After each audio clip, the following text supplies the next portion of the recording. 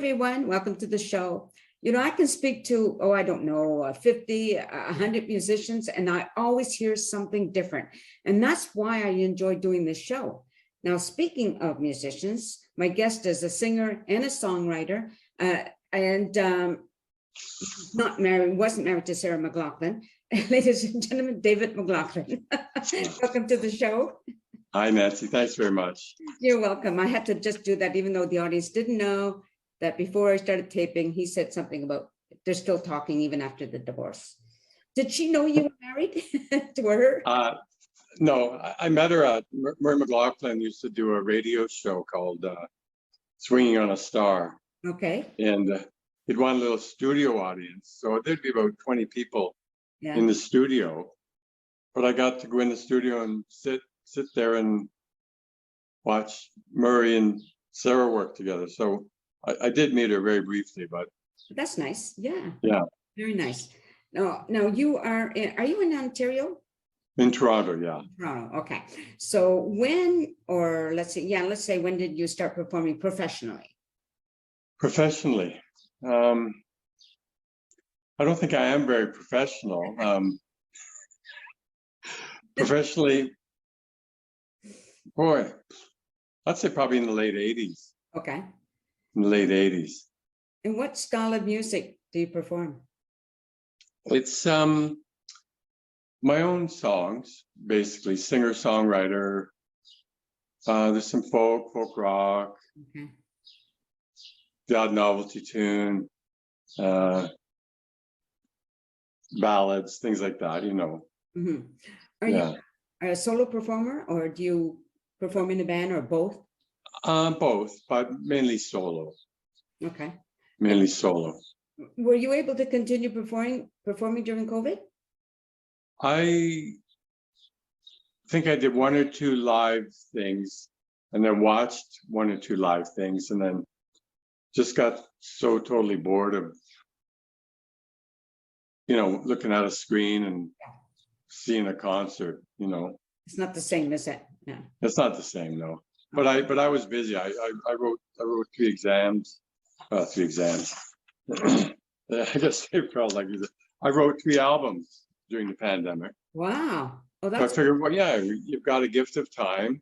mm-hmm. Use it. Yeah. So and the songs were just coming, right? So I recorded one of those 3 albums last September in Nashville, and then I'll go back maybe in the summer, maybe in September, and I'll do the second one. Okay. But I'm still getting songs, and there's probably like another album in the works. So yeah. What's the name of your album that you produced? The one that I did last year was called A Little Place I Call Home. Okay. Which was weird because I had decided on that title maybe 8 months before the pandemic. And then during the pandemic, that's where everyone found themselves. A little place I call home, right? Right. It was kind of weird, yeah. Oh, wow, yeah. So tell me about some of your songs that you've written. What are they about?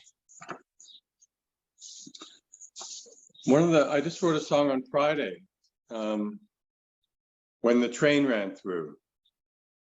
And it's about the fire in Lytton, BC. Okay. I thought, you know, you're on the left coast there. Maybe you can relate to this, but yeah. I got my Greenpeace thing in the mail and opened it up, and they interviewed this chief, Patrick Mitchell, from Nalaku Pamu. Hopefully I'm saying that right. Land in Lytton. Okay. For this Fraser and the Thompson meet.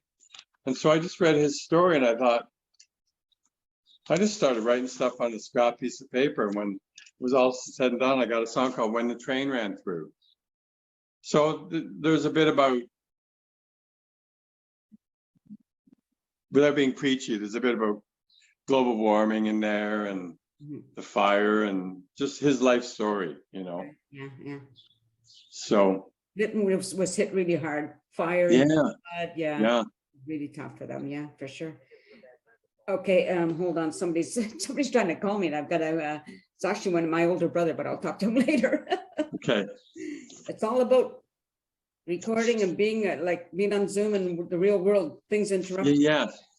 You know? So that song, I got up Friday morning, and rarely ever now do I go, oh, I'm going to write a song today. Because then you sit and you stare at a blank page for hours and hours and hours. Mhm.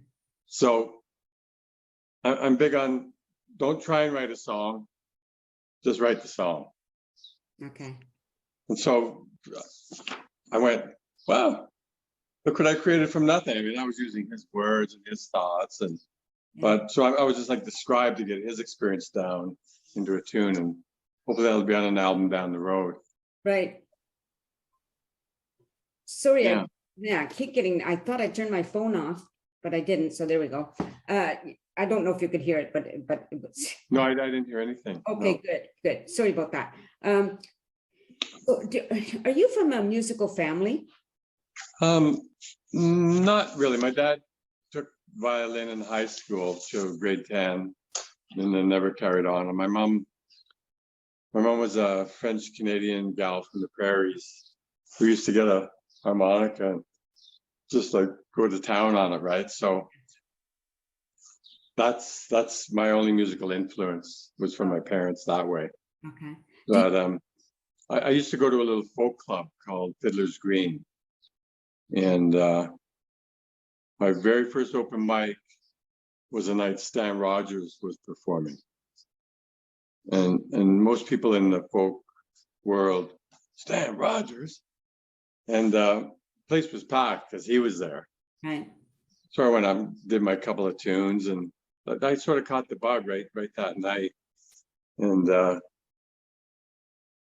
yeah, so that club, Fiddler's Green, was a big influence on me. Nice. Yeah. Now, speaking of the harmonica, do you play? Play harmonica? I play harmonica, yeah. Yeah. Do you play any? And I can only play it when I'm playing guitar. Oh, okay. I was going to ask if you have any play. I can't like sit there and go and blow, blow blues harp and do that. Yeah. But when I'm playing guitar and the music's coming, yes. And it was Heart of Gold, Neil Young, first song I learned. That's how I was leaning on the guitar. I didn't have a harmonica holder, and I was playing the song, and so I went up to the music store and bought a harmonica holder. I still have that one today. It's right. It's got to be 50 years old. Very good. Yeah. Yeah. So now that you mentioned going back to Nashville, but in the meantime, now that things have lifted up pretty well everywhere, are you out there performing? I go to a couple open mics every week. That keeps my hand in it. Mm-hmm. You see what other people are doing. You get feedback on your own tunes, and you don't have to book the venue, satisfy the owner, get the sound system, push the bar, and get your $50 at the end of the night, right? You go to the open mic, plug and play, you do your 3 tunes, you're done. And I stay and I support everybody because I learn from, I watch them and learn from them. Yeah. Yeah. I can't help repeating this over and over again, that every musician that I've interviewed or met so far, they're very generous about supporting each other. And that's one of the things that I really love hearing. Yeah, no, you got to do that. It's not there's room for everybody, right?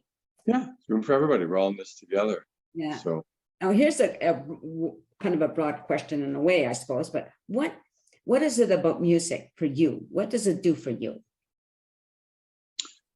I just said to someone last week, I said, I went through this experience, I wrote a song, now I'm going to lay it on you. And so for me, it helps me understand myself, and other things that happen. And it's a way to learn and to grow. Right. And then I can do a song now that I wrote in my parents' kitchen when I was 19. And that brings me right back to that moment in time. It's a snapshot in time. And it will preserve that moment in time for you with the music and the lyrics. So it's a mark. Songs are markers in time for me. Okay. Yeah. So Now, here's another question. Now, do you hear sometimes hear the music and then find the lyrics to go with it? Or is it the lyrics first and then the music? I've done it always. I used to like have to get kind of a progression on the guitar, and then you do your scrambled eggs, like yesterday, Paul McCartney. But you just get something out, right? Scrambled egg. You're getting the syllables. Right. Yesterday, scrambled eggs. There it is, right? Yeah, yeah. So, but like this song I wrote Friday when the train ran through, I got the lyrics, the chorus, the tag, and no music, but I hear music in my head. So I just let it sit there. Next week, 10 days, I'll pick up my guitar and the song's there. It disappears. Nice. Yeah. I think it's meant to be musical. I only say that because I hear rhythms all the time. Yeah. It could be hearing a car go by or somebody walking, just hearing that rhythm or that beat in it. Yeah. Right. But I'm not a songwriter. I certainly can't sing. My family will agree to that one. You remember Rita McNeil from out east? Yes. She never played an instrument, but she wrote songs, and she heard the music in her head. She'd bring it to the band, and they just flesh it out. Oh. And I'd hear Rita McNeil's songs, and hairs in the back of my neck would go up and bring a tear to my eye. Like she was just like really connected with something, Yes. So you mentioned your song when the train went, the day the train went by. What other songs have you written? There was a song I wrote during COVID called Three Dusty Roses. And I couldn't write the music at the time. I just, this song came to me. So okay. It's about my late wife. And so first verse, first time I bought you a rose. And then the last verse is last time I bought you a rose. And then the chorus is, see the dust of time on 3 dried roses of mine I stole from your bouquet. So the first verse is, we're out at Valentine's lunch, falling in love, agreed to get married. And the last verse I sang at her funeral. Oh, wow. And so you don't want to be too, morose, or you want to lift people up. But when they hear the chorus, hopefully it'll mean something to them, right? Yeah, for sure. So that was an experience of mine. I always remember my Dale Carnegie course. Write about what you know. He would say, speak about what you know. Mm-hmm. You're the authority. You went through it, right? Right. Good point. Yes. If you're always making stuff up, you might get confused. But if you just can tell your own story, yeah, because you went through it. So that song I wrote during the pandemic, but I wasn't emotionally ready to go for the music, and it came to me last week, and the chorus. It's one of the best things I've ever done. Oh, nice. Yeah. That's really nice. Now you mentioned, again, I'm going to bring up Nashville. Like, how did you get connected to Nashville? I had a friend from we had a Nashville songwriter group here in Toronto. We would put on a show called Tin Pan North, and they have a legendary show in Nashville every spring called Tin Pan South, Tin Pan Alley. And I've been to a number of them. You're at a show and you're sitting 10 feet from Christopher Cross, and he's doing his stuff, and like, whoop, like inspiration, or so, all the shows were all over Nashville, Bluebird, Douglas Corner, and whatnot. Douglas Corner closed during the pandemic. Right. But how did I get connected? Yes. So this friend of mine gave me her 4-song EP, and I went, holy geez. Because I'd seen her perform, and she was a very nervous performer. Didn't play very well on guitar, always had to have her lyrics in front of her. And then when I heard the recording, I went, world class. Like it's there, you know what I mean? Yeah. So I friended the owner of the studio, the producer, and I've done 6 albums there now. Wow, cool. Yeah. And you go in Monday, 9 o'clock, you leave Thursday at noon, you got a finished master, 12 songs. Nice. World-class players. Nice. Yeah. So as the artist, you're busy getting your catalog, your songs together. Mm-hmm. They're just saying, let's lay it down, right? And I'll meet a songwriter friend. How's your album going? Oh, I got 3 tunes. When I get some money, when the studio gets some time. I said, you've been working on it for 3 years. I lost interest. Sorry. You know, that's my feeling. I would lose interest. Yeah. You go in, you're the star for 4 days, you lay it down, you leave. You got it. It's done. Yeah. It's captured in time. Yeah, for sure. So what musicians or singers influenced you as you were growing up? Well, all the people from Fiddler's Green, like Stan Rogers. He was. Do you know Stan Rogers? His music? No. Not really. Stan Rogers, David Bradstreet. I met Raffi there. Raffi was doing his adult stuff there at the time. Okay. And he switched to the children's stuff and took off. Right. David Essig from Out Your Way. Mm-hmm. David Essig is on, I think he's on Salt Spring Island, Out Your Way. So I met all these people because I would go Tuesday and Friday. It was like songwriting school. I'd sit at their feet. But then later on, like Neil Young's been a huge influence in my stuff. And Steve Goodman. Steve Goodman wrote City of New Orleans. So I was in, and I always would get a record, and it would be, the artist would be Joe Blow, and I'd go, what's that little name in brackets underneath the song title? Well, that was the songwriter. So I would check that out and follow that. I was always into the writers. Oh. Who wrote that? Who wrote this? You know? So, so yeah, Neil Young, Steve Goodman, all the people from Fiddler's Green. I followed a lot of women artists, but like Linda Ronstadt would have a big hit. I'd find out who the writer was. Oh, Carla Bonoff. Who's that? Had 4 Carla Bonoff albums because she was the generator. She was the originator. Follow me? She gave birth to that song. Right. Linda Ronstadt brought it to the world. You know, so I was always interested in where the song came from, who wrote it, who was the writer. Right, for sure. Oh, that's cool. Yeah. Yeah, I was just thinking about that. That's kind of interesting, you know, and sometimes you hear about somebody's a songwriter, they've been writing songs for other performers for years, and then suddenly they decide that they're going to sing one of their own songs. And it's like, wow, of course. Yes. Why not, right? Yeah. So when I write songs, it's my musical expression, it's my story.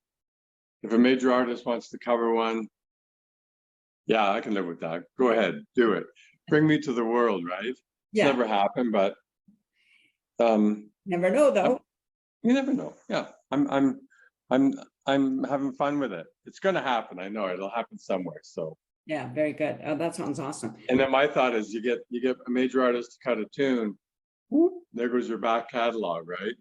Like everyone's going to start, like if they're like me, checking the writer out, go back and, well, what else does he have? You know, that kind of thing. Sure. That'd be a lot of the kids today are going, they're putting out one song and hoping they're going to make it. Yeah. Because they thought Justin Bieber did that. Right. Justin Bieber was around for 15 years paying his due. He plays 10 instruments. He's a musical genius. Right? Yeah. But oh yeah, he put a song on YouTube and he got real famous, made lots of money. Sorry, there was a bit of grounding behind all that. You know, so. Yeah. But that kind of social media world changed things for the younger people. Oh, huge. Someone will, like I'll see something in the Globe or the Toronto Star and, oh, look at this artist. He's got 2 million people's followers on TikTok. And I go, and what else has he done? He's got one song. But he's you know, everyone's like, and then I listen to the thing and I say, boy, there's just not a lot of depth here. but for certain people, it's turning their crank and making their feet move and they're dancing, you know, so. Yeah. Yeah. It's a crazy world. Yeah. Well, one of the writers, I did a songwriting workshop at the Bluebird, and he said the song should make you feel something, make you dance, make you think a thought, and there was one other thing, but Gives you some kind of a reaction. yeah, some kind of reaction, like yeah. Yeah, I agree. Like, you know, if people ask me what's my favorite type of music, and if I love all types of music, but my absolute favorite is anything that makes me feel like I want to dance. That's Okay. First kind. To get up and move. So you like the beat, and yeah, it gets you going. Oh, absolutely. Exactly. Yeah, absolutely. But at the same time, I enjoy classical, I enjoy jazz, you know, whatever, right? Yeah. And I think that, you know, if you only listen to one type of music, you're not expanding your horizons. No. I like jazz. I'm heavy metal. There's some stuff I like. Right. But rock and country and blues, and I'm going to the blues, the Maple Blues Award tonight. It's at Kerner Hall. Oh, very downtown. nice. And so every year they have the Maple Blues Awards, and it's Colin Linden will be there. I don't know if you know Colin Linden. I've heard the name, but I'm not that familiar. He was a Toronto guy that moved. He's done really well in Nashville, and right. He'll be there. And I think he's up for vocalists and artists and album of the year for his last one. Very nice. So yeah, so I'm looking forward to that show tonight. Yeah. Yeah, sounds great. You always get to hang around, have a glass of wine, and rub shoulder, rub elbows. Yeah. Yeah. Awesome. Well, on that note, I think we're going to end it here. Okay. Nancy, thanks very much. Well, you're welcome. Just down camera for a little bit there. I'm just going to say goodbye to everybody. I hope you enjoyed hearing about David Mclachlan and checking out his music, and check out the show and check out other episodes. Do you want like any links or anything? Yes. All my stuff's on Spotify. Okay. Yes, of course. And what are some of the other Spotify, and I've just gone blank, but I know there's other iTunes. Right. Okay. It's on all the streaming services. Right. But there's a link where people can go, and it's called Here Now. And I don't know if you want me to give it to you after we're off air. Or... Yeah, give it to me after, and then I can, when I'm rendering this, I can include it. Okay, great. I can see it and they can read That's great, thanks. Okay. And if I can maybe meet a new fan somehow just from your show, and it was great to meet you, and yeah. Well, thank you. And thank you everybody for watching the show. Again, I hope you keep watching and subscribe and all those wonderful things. And until then, peace out, everyone. A sense of community, Chilliwack's a place to be. A sense of community where you're free.